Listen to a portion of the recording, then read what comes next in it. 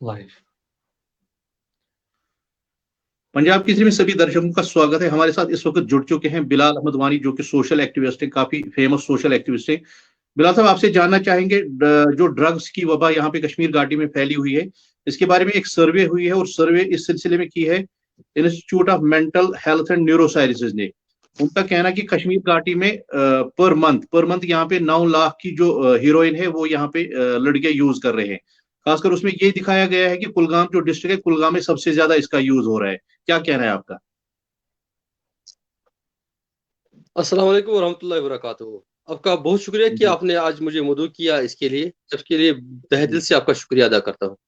देखिए, जहाँ जी। तक आपने आज ये टॉपिक छेड़ा है कि मुंशियात के हवाले से, आपको पता है कि जी। आप ये पूरे जम्मू एंड कश्मीर में एक लत लगी हुई है, खास तौर पर हमारे जवानों में, हमारे यूथ्स में, जो इस लत में इन्वॉल्व हुए हैं। तो मैं पर्टिकुलरली, आपने जी। कुलगाम की बात छेड़ी, मैं खाली कुलगाम की बात नहीं करूंगा, बल्कि मैं हर एक जगह की बात करूंगा, हर एक डिस्ट्रिक्ट से। रोजमर्रा यही आजकल हमें दिखाई दे रहा है कि हमारे यंग बर्ड्स जो है वो इस लत जी। में पड़े हुए हैं। तो इसके लिए अगर हम देखेंगे कि गवर्नमेंट लेवल पे भी वो अपने तरीके से वो इकदाम उठा रहे हैं, या पुलिस भी अभी बड़ी कमर बस्ता है, इस पे काम कर रही है, हम उनको सराहना करते हैं। लेकिन अब ये भी सोचना होगा कि दिन ब दिन ज्यादा से ज्यादा लोग जो है इसमें इन्वॉल्व हो रहे हैं। एक बहुत ही सोशल इवल हमारे समाज में आजकल बढ़ने जा रहा है। तो इसको जी। रोकने के लिए बहुत सारी इक़दामत की जरूरत है सर। जी। मैं आपको बिलाल साहब बता दूं कि आप इसमें किसको दोषी ठहराए हैं, पेरेंट्स को? हालांकि देखा जाए तो पुलिस यहाँ पे अच्छा काम कर रही है। पुलिस इस सिलसिले में लगातार एफआईआर लॉन्च कर रही है, लगातार जो इसमें इन्वॉल्व लोग हैं उनको अरेस्ट कर रही है, या कुछ लोग ऐसे भी हैं जिनके खिलाफ पीएसए लगा दिया जा रहा है। लेकिन फिर भी ये वबा न थमने का नाम नहीं ले रहे। क्या आप मतलब किसको दोषी इसके बारे में समझ रहे हैं? देखिए, इसके पीछे बहुत बड़ा एक नेक्सस है।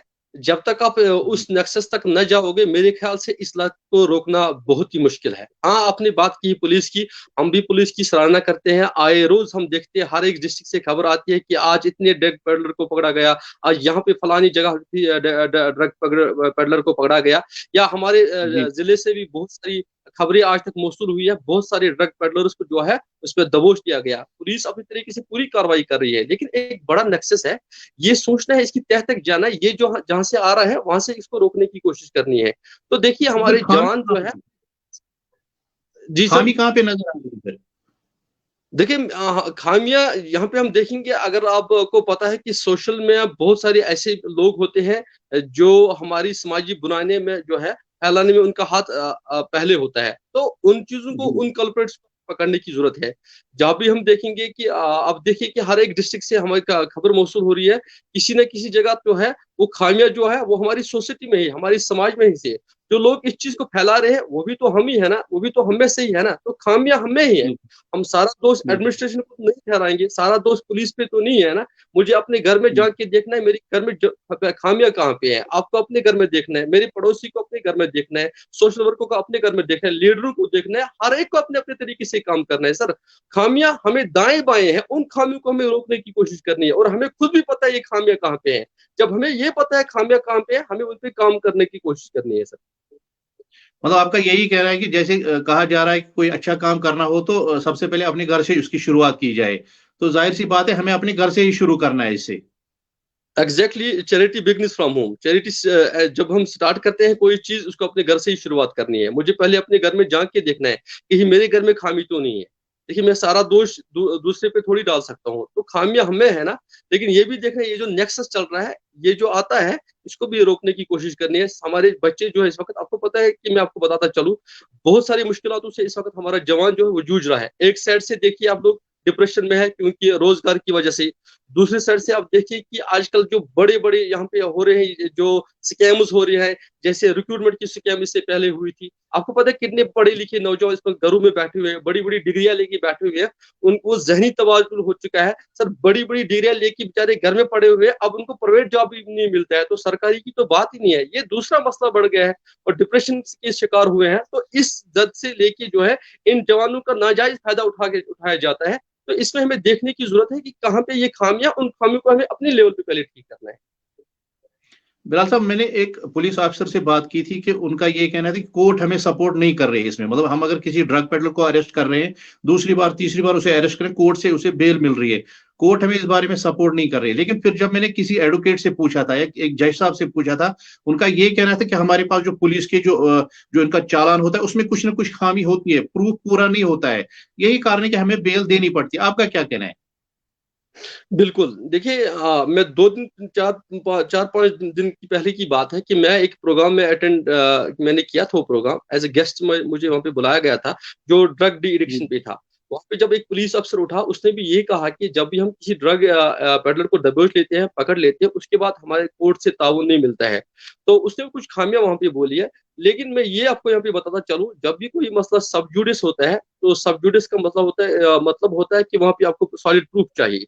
या तो कहीं न किसी किसी जगह पुलिस की खामियाँ होती है, या तो पुलिस के पास पूरे प्रूफ्स नहीं होते हैं, या पुलिस किसी जगह वो प्रूफ जो है वो आगे नहीं लाना चाहती है, या किसी जगह देखिए, या सबसे बड़ी खामी उसने ये भी हमारी कि हम किसी ड्रग पेडलर को पकड़ते हैं, तो वही लोग फिर उसके बाद जो है यहाँ पे कोर्ट में जी, मेरी आवाज़ आ रही है? मेरी आवाज़ आ रही है बिल्कुल आ आपको रही साहब? है। बिल्कुल, तो बिल्कुल आ रही वही है। लोग फिर जैसे किसी ड्रग पेडलर को पकड़ा जाता है, उसके घर वाले फिर कोर्ट में जाते हैं, और वो बेल लाने की कोशिश करते हैं, या इन्फ्लुएंस लाते हैं, या जज वगैरह वकालत को कोई वहाँ पे वो कुछ वहाँ पे कहते हैं उसमें उनको छुड़ाने की कोशिश करते हैं। तो इसमें कहीं न कहीं खामियाँ रह जाती है, जिन खामियों को हमें दूर करने की कोशिश करनी है। बिल्कुल, लेकिन मैं आपको बता दूं कि यहाँ पे एक पुलिस ऑफिसर है, उनका ये कहना है कि हम जब किसी को अरेस्ट करते हैं उसके लिए हमें प्रूफ होना चाहिए। लेकिन लोग ही ऐसे हैं कि जो दाएं-बाएं उसके रहने वाले लोग हैं, उसके जो रिलेटिव्स हैं या उसके जो पेरेंट्स हैं या उसके जो पड़ोसी हैं, वो फिर आगे प्रूफ देने के लिए नहीं आते। यही कारण है कि केस हमारा कमजोर पड़ जाता है और कोर्ट से उसको बेल मिल जाती है। तो जाहिर-सी बात है, अब अगर पूरा घूम-घाम के आते हैं तो इसमें सारे जो मतलब खतावर हैं वो हम ही लोग होते हैं। बिल्कुल, मैंने आपको पहले ही कहा कि हमें पहले ही देखना होता है कि अगर हमने किसी चीज़ पे अपने कदम उठाया है, या तो उसको फिर साबित कदम आपको रहना है।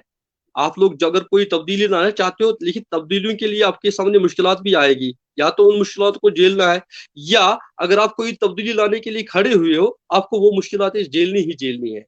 अगर किसी ड्रग पेडलर को पकड़ते हैं, फिर उसमें प्रूफ की ज़रूरत होती है, हम ही लोग होते हैं जो उसको निकारते हैं, हम ही लोग जो होते हैं जो वहाँ पे बेल करने के लिए आगे-आगे होते हैं, हम ही लोग होते हैं as a parents, as a पड़ोसी, as a relative, as a दोस्त, फ्रेंड की सूरत में जो फिर कल कोर्ट कचहरी में जाके इसकी मदद फरमाते हैं, इसको बेल लाते हैं, या पूरी तरीके से जी। हम लोग जो है प्रूफ जो है सामने नहीं लाते हैं। तो कहीं न कहीं खामियाँ लोगों पे है, रिस्पॉन्सिबिलिटी लोगों की कंधों पे है। मुझे लगता है लोगों को सामने आना चाहिए अगर इस मेनाce को वो पूरी तरीके से खत्म करना चाहते हैं।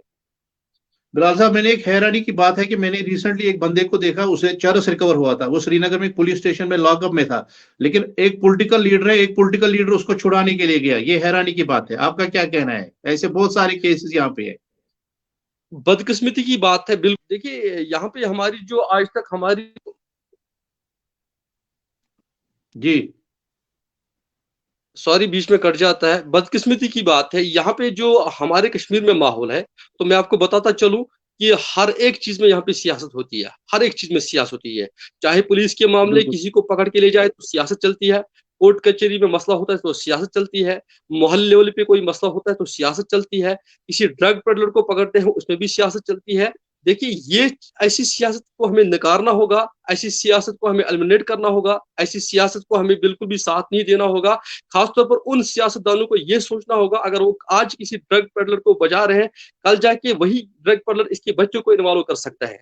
तो मेरा ये मानना है बिल्कुल। As a social activist, as a social worker ground level पे काम करने वाला, मैं भी देखता हूँ, मैं भी यूथ्स के बीच में रहता हूँ, मैं भी जवान्स के बीच में रहता हूँ, मैं स्टूडेंट्स के बीच में रहता हूँ, उनके साथ बात करता हूँ, उनके पास बैठता हूँ। मेरा यही मानना है कि बहुत सारी हदें मैं ये आपको बताता चलूँ 90% रिस्पॉन्सिबिलिटी हमारे कदमों पे है, लोगों के कदमों पे है। वो अगर इस मेnace को खत्म करना चाहते हैं, वो आगे अगर आना चाहते हैं, तो ये मेnace बिल्कुल खत्म होगा इंशाल्लाह। तो इन जैसी एलिमेंट्स को हमें साथ नहीं देना चाहिए, चाहे सियासत की सूरत में या समाजी सूरत में या एजुकेशन के लेवल पे हमें इन चीज़ों का साथ नहीं देना चाहिए।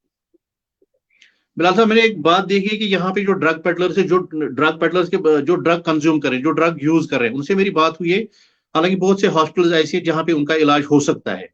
ऐसा हो सकता है कि वो ड्रग से छुटकारा पा सकते हैं, लेकिन वो हॉस्पिटल जाने से डर रहे हैं क्योंकि समाज में वो हमारी इज्जत है कि हॉस्पिटल में हम एडमिट हो जाएंगे, कुछ दिन वहां पे उन्हें रहना पड़ता है। उनके लिए आपकी क्या मैसेज है?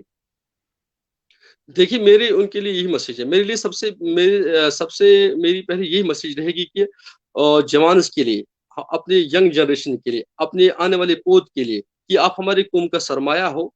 कौम को जी, आपको कल चलाना है। आप फ्यूचर के लीडर हो, फ्यूचर के डॉक्टर हो, फ्यूचर के इंजीनियर हो, फ्यूचर के आप लोग जज हो, वकीला हो, सब कुछ आपके हाथ में चला जा रहा है। तो जितना हो सके अपने आप को इस लत से दूर रखिए, इस मंशात से दूर रखिए, अपने समाज को बचाइए, अपने घर को बचाइए। दूसरा जो आपने बात छेड़ी, देखिए बहुत सारे लड़के हमारे इसमें इन्वॉल्व हो चुके हैं, जो छोड़ना भी ये चाहते हैं। मेरी उनसे ये जी, विनती है, मेरी एक हैंडफुल रिक्वेस्ट है उनसे, वो जाए, वो शर्माए ना।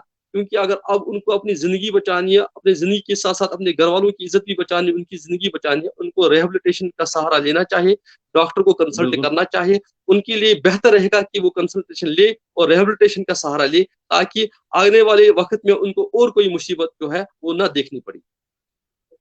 थैंक यू बिलाल साहब, आपने बात की, आपका बहुत-बहुत शुक्रिया। शुक्रिया, शुक्रिया भी आपका भी। अस्सलाम वालेकुम।